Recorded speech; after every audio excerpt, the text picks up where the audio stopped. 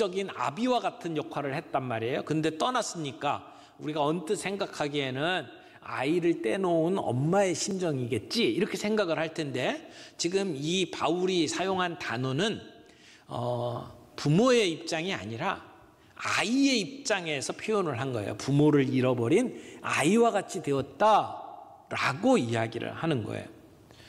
종종 우리 교회에 처음 오신 분들이 이제 아이들을 유치부에 떼어놓을 때 굉장히 힘들어하는 모습들을 봅니다. 아는 사람도 없고 내 엄마하고 와가지고 엄마가 여기다 떼놓고 나를 그냥 두고 가려고 한다.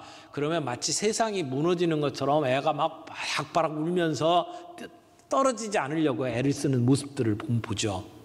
그런 내가 부모를 떠나면 죽을 것 같다라고 생각하고 힘들어하는 그 아이의 울음소리처럼, 지금 이제 사도 바울이 데살로니가에서 쫓겨나갖고 이들과 헤어진 것이 마치 그런 엄마와 헤어진 고아와 같은, 누구에겐가 엄마 아빠를 빼앗은 것 같은 그런 심정으로 슬퍼하고 있다라고 사도 바울이 이야기를 하는 거예요. 그러니까 사도 바울의 심정이 어떤지를 우리가 이 단어를 통해서 어느 정도 엿볼 수 있을 거라고 생각을 합니다. 17절 다시 한번 보세요. 형제들아, 우리가 잠시 너희를 떠난 것은 얼굴이요 마음이 아니니 너희 얼굴 보기를 열정으로 더욱 힘썼노라, 그렇게 이야기를 해요. 사도 바울은 데살로니가를 떠날 때에 잠시 떠난다고 생각을 했던 것 같습니다. 그런데 이 이별의 기간이 점점 길어지는 거예요. 근데 가려고 해도 갈 수가 없어요. 그래서 보고 싶은 마음을 이야기를 하는 거죠. 그 표현을 여기서는 이렇게 이야기를 해요. 너희를 떠난 것이 얼굴이다, 마음이 아니다. 그러니까 필립스 번역은 이렇게 얘기해요. 단 순간이라도, 단 일시라도 마음에서 떠난 적이 없다, 이렇게 번역을 했어요. 그러니까 몸으로는 지금 대면에서 만날 수는 없지만 마음으로는 너희들에 대한 생각으로 가득 차 있다, 지금 이런 이야기를 하는 거죠. 사도 바울이 마음으로는 그들과 함께 있다라고 이야기를 하는 겁니다. 유대인들이 마음이라고 표현을 할 때는 그들이 생각하는 것, 그들이 느끼는 감정의 자리를 이야기를 해요. 그러니까 오늘날 표현을 이야기하면, 그러니까 눈으로 보이지 않는다고 해서 마음까지 멀어진 것은 아니라는 거죠. 사도 바울은 이 데살로니가 교회 성도들이 걱정이 됐었어요. 그래서 보고 싶어 했고 염려가 되고 그래서 가기를 원했습니다. 여기 보니까 너희 얼굴 보기를 열정으로 더욱 힘썼노라 라고 이야기를 하죠. 여기 힘썼다라고 하는 표현이 두 가지 의미가 함께 합쳐져 있는 단어예요. 하나는 신속하게 뭔가를 빨리 하려고 하는 노력을 했다. 또 하나는 힘써서 애썼다, 이런 표현이 함께 들어있는 말입니다. 그러니까 신속함과 열심이라는 단어가 합쳐진 표현이에요. 그러니까 바울은 그 데살로니가 교회 성도들을 보고 싶어서 열심히, 그리고 몸을 빨리빨리 움직여서 뭔가를 해봤다는 거예요. 그런데 사도 바울 앞에는 방해물이 있었습니다. 갈 수가 없었습니다. 아마 여러 가지 노력을 했을 거예요. 법적인 문제도 풀려고 했었고 재정적인 문제도 풀려고 했겠죠. 자기의 건강의 문제도 해결하려고 했었을 겁니다. 여기 사도 바울이 뭐라고 표현했냐면 18절에 그러므로 나 바울은 한 번, 두 번 너희에게 가고자 하였으나 사탄이 우리를 막았도다. 사도 바울이 사탄이 우리를 막았다고 표현을 했어요. 사탄이 막더라도, 방해가 있더라도 사도 바울은 그들을 만나기를 원했습니다. 가고 싶어 했어요. 그것도 여러 번 시도를 한 것으로 보여요. 그런데 사탄이 막았다. 사도 바울은 지금 이 데살로니가 교회에 가지 못하는 여러 가지 형편을 영적인 눈으로 해석을 하고 있는 거예요. 그리스도를 위한 일들이 가로막혀서 일이 이루어지지 않는 것을 사도 바울은 영적 전투로 이해를 했습니다. 그냥 누구 때문에, 무슨 문제 때문에 안 된다라고 얘기하지 않고 사탄이 우리를 막았다라고 분명하게 이야기를 합니다. 여기 사도 바울이 가지고 있는 이런 영적 인식이 사실은 우리에게도 필요합니다. 재정적으로, 건강 때문에, 여러 가지 이유 때문에 우리가 설명을 할 수는 있겠지만 이런 근본적인 원인을 따져보면 사탄이 우리를 막는 경우가 있죠. 사도 바울은 영적인 분별력을 가지고 있었습니다. 어떤 때는 하나님이 막으신 것으로 이해를 했고 어떤 때는 사탄이 가로막고 있는 것으로 이해를 했어요. 소아시아 지방에 선교를 하기를 원했는데 하나님께서 막으셨죠. 그리고 마게도니아 사람의 환상을 보게 만들어서 사도 바울이 아시아에서 선교하지 않고 바다 건너 유럽으로 건너갑니다. 그건 하나님의 비전으로 이해를 했어요. 그런데 여기 데살로니가를 가려고 했는데 번번이 길이 막혔어요. 이것은 사탄이 방해하는 것으로 보았단 말이죠. 우리에게 이런 영적인 분별력이 필요합니다. 지금 우리의 삶 속에 주님의 나라를 위해서 그리스도를 위해서 우리가 뭔가를 하려고 하는데 그 일이 이루어지지 않을 때에 이것이 하나님이 막는 것인지 사탄의 방해인지 구별할 필요가 있습니다. 그리고 우리의 삶은 영적 전투의 현장이라고 하는 것을 이해할 필요가 있어요. 이런 영적인 분별력이 없으면 사탄이 우리 뒤에서 방해하고 장난치는 것들을 우리가 무관심하게 지켜볼 수밖에 없습니다. 여러분, 우리는 때때로 오해를 받습니다. 오해받을 만한 상황을 만나기도 하고 아니면 억울하게 오해를 받기도 해요. 그리고 내가 사랑했던 사람들에게 그런 오해를 받을 때는 견딜 수가 없는 그런 힘든 시간들을 보내게 됩니다. 사실 우리나라에서도 일제강점기 때 신사참배를 강요하고 그럴 때에 그 교인들과 함께 목숨을 바치고 순교했던 목사님들 있고 또 어떤 분들은 그런 상황을 피해서 잠시 바깥에 있다가 다시 돌아오는 경우들도 있었고 또 교인들이 참 고통당하는 모습을 보면서 견딜 수가 없어서 그래서 신사참배를 하겠다고 이렇게 나섰던 목사들도 있었습니다. 우리는 그 상황 속에 지금 놓여 있지 않기 때문에 그 행동 하나하나를 가지고 잘했니 못했니 이렇게 우리가 판단할 수는 없어요. 그 하나님께서 그들의 양심을 보시며 판단하시겠죠. 여러분, 정말 우리 안에 복음이 있다면, 그래서 우리가 그리스도의 심장을 가진 사람이라면 우리는 함께 신앙하는 안에 있는 믿음의 형제 자매들을 향해서 함께 사랑하게 되어 있습니다.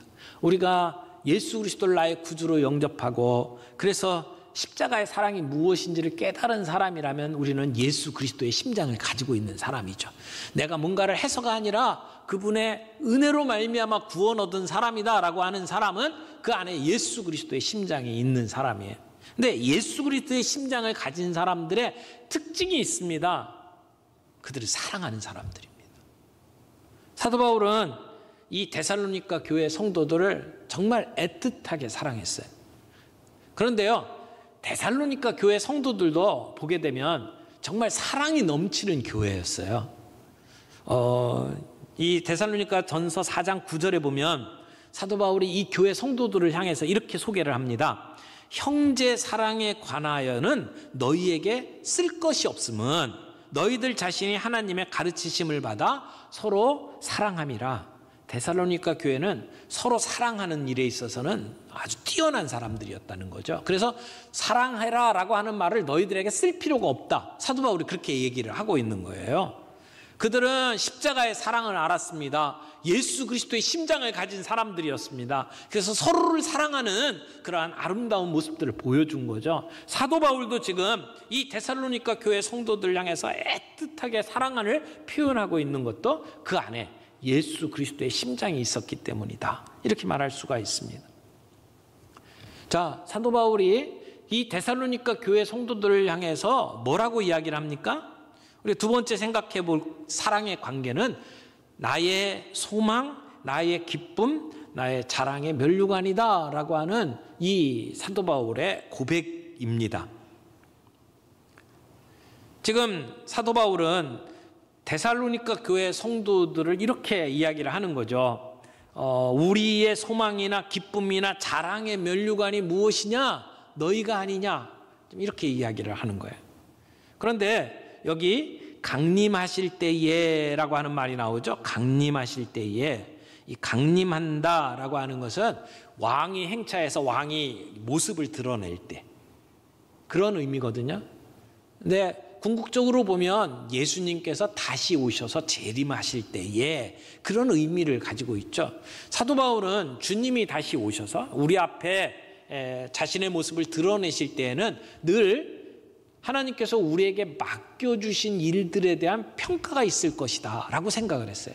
그래서 주님 앞에 서게 되면 우리는 평가를 받게 될 것이고, 그리고 우리가 한 일에 대해서 상을 받게 될 것이다, 늘 그렇게 생각을 했습니다.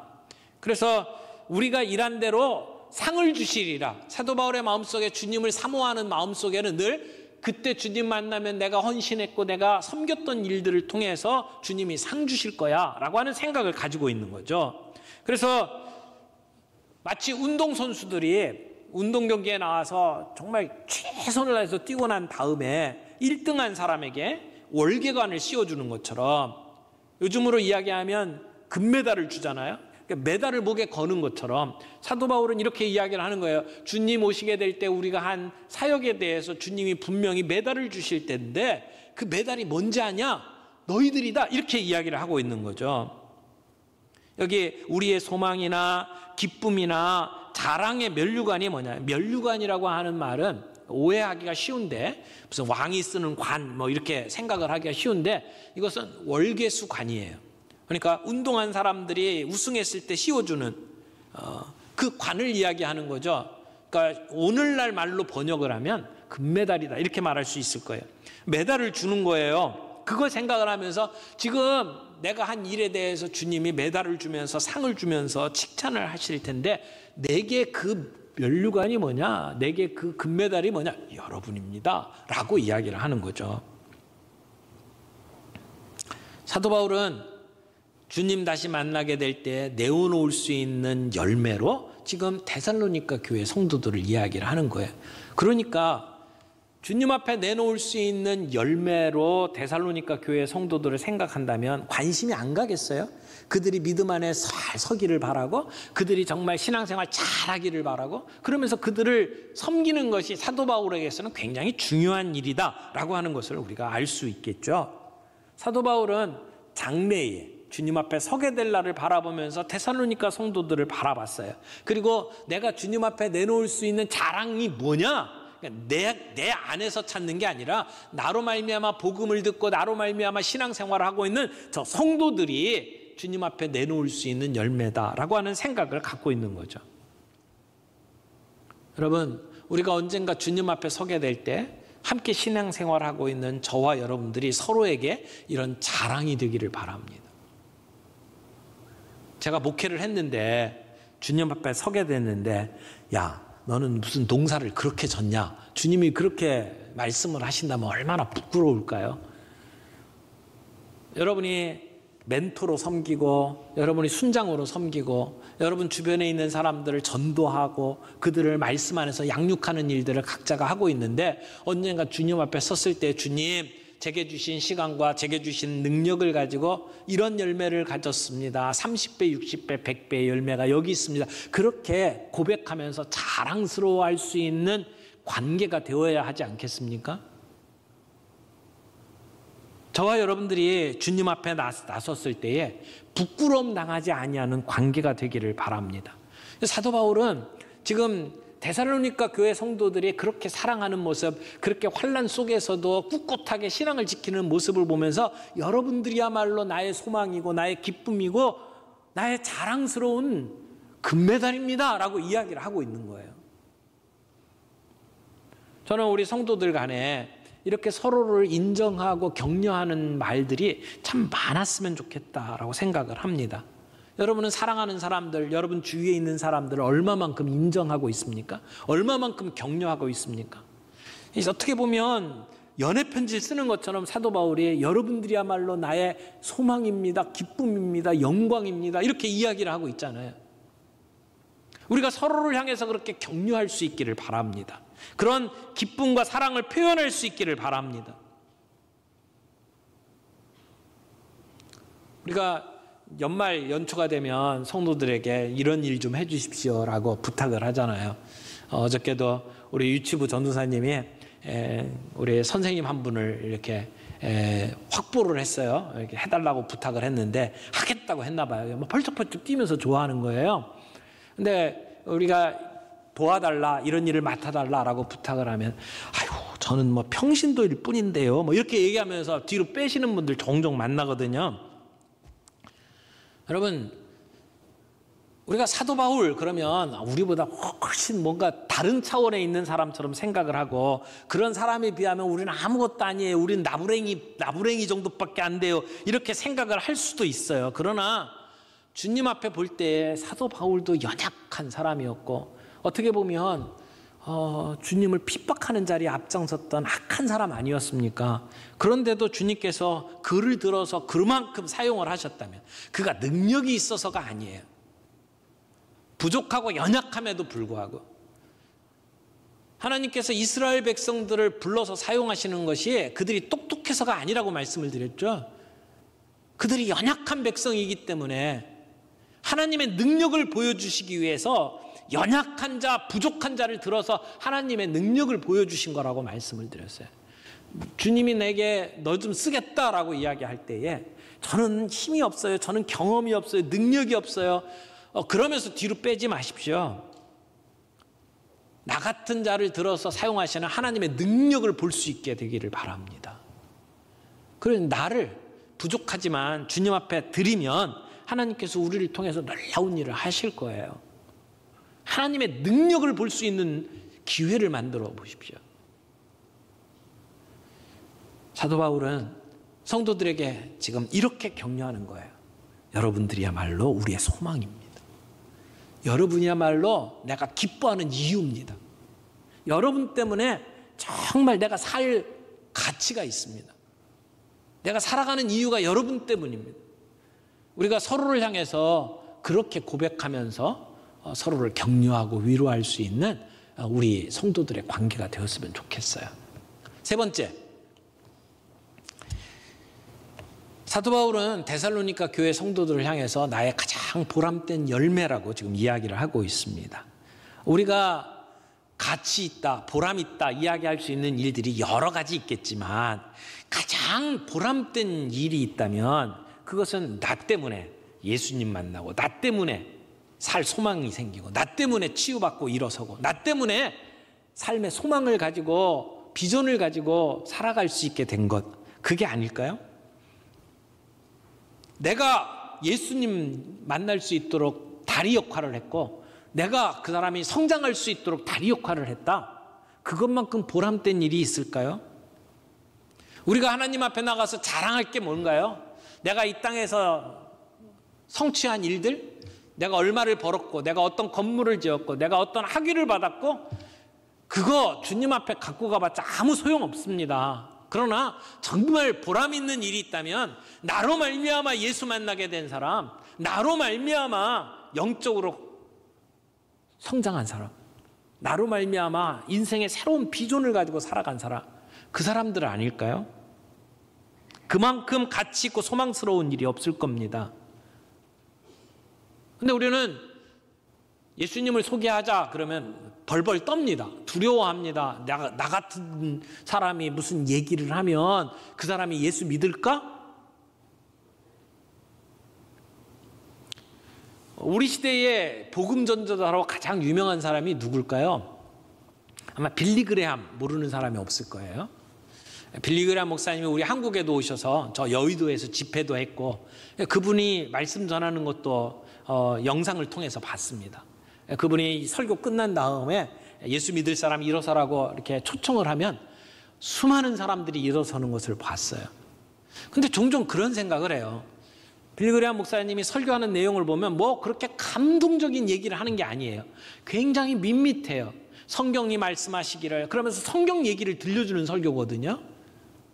그리고는 초청합니다. 초청할 때도 무슨 뭐 감동적인 이야기로 사람들을 뭐 이렇게 세우는 게 아니에요. 뭐 협박을 해서 세우는 것도 아니에요.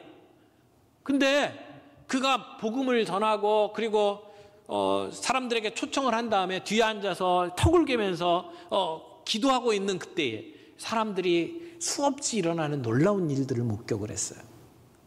저 능력이 어디서 나올까 참 궁금했습니다. 그런데 이 빌리 그레이엄 목사님이 하버드 대학교에 초청을 받아서 그 강연을 할 때에 그분이 이런 이야기를 한 적이 있어요. 이전에 내가 전도를 할 때는 내가 최선을 다해서 뭐 열심히 그렇게 복음을 전해야 된다라고 생각을 했는데, 근데 저는 생각을 좀 바꾸게 되었습니다. 그렇게 얘기를 해요. 그리고 하는 말이, 나는 전도할 때 내 힘을 다 빼고 전도하기로 작정을 했습니다. 내 힘을 다 빼고 전도에 임하기로 작정을 했습니다. 나는 그저 사용되는 도구에 지나지 않습니다. 일은 성령님이 하십니다. 그 일을 깨닫고 난 다음부터 내가 뭐 최선을 다해서 부지런하게 열심을 다해서 그래서 사람들을 설득해갖고 전도하려고 하는 그런 노력을 내려놓고 그저 기쁘게 즐겁게 나는 이게 전도하면 된다. 나머지는 성령님께서 하신다. 그런 태도로 전도를 한다고 이야기를 했어요. 메시지를 들어보면 신통치 않은 것 같은데 왜 수많은 사람들이 예수 믿겠다고 결심을 하게 될까? 성령님이 하시는 거예요. 나를 드러내지 아니하고 그저 메시지 전하라고 하는 것을 전했을 뿐인데 그 가운데 역사가 일어나는 것을 보게 된다는 것이죠.